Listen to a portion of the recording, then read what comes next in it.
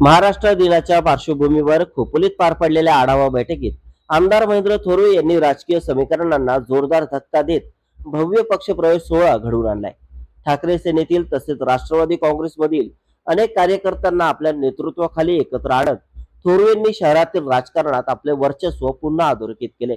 यावेळी सामाजिक कार्यकर्ते विशाल गायकवाड, उबेद पटेल, केविना गायकवाड, सोहेब मुल्ला, वाशिद राजपूत, हनीफ दुदुके, सचिन गुरसाळ, सुभाष जाधव यांच्यासह विविध गटातील पदाधिकारी आणि शेकडो कार्यकर्त्यांनी पक्ष प्रवेश करत थोरवे यांच्या नेतृत्वावर विश्वास दर्शवला. काही दिवसांपूर्वी राष्ट्रवादी पक्षात गेलेल्या कार्यकर्त्यांची घरवापसी घडवून आणत थोरवेंनी राजकीय पातळीवर प्रभावी खेळी केली. कार्यक्रमाला व्यासपीठावर नगराध्यक्ष, माजी नगराध्यक्ष, स्थानिक शिंदे सेनेचे पदाधिकारी तसेच कार्यक्रमाला मोठ्या संख्येने असलेली उपस्थिती या सोहळ्याचे महत्व अधोरेखित करणारी ठरली. या उपस्थितीतून थोरवे यांच्या राजकीय नेतृत्वाला व्यापक पाठिंबा मिळत असल्याचे स्पष्ट झाले. आपल्या भाषणात आमदार थोरवे यांनी संघटन शक्ती आणि विकासाभिमुख राजकारण यावर भर दिला.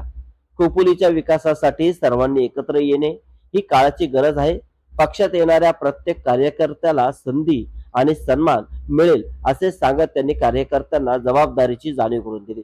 महिला आघाडी, युवक गट तसेच विविध प्रभागातील कार्यकर्त्यांचा मोठा प्रतिसाद यावेळी पाहायला मिळाला.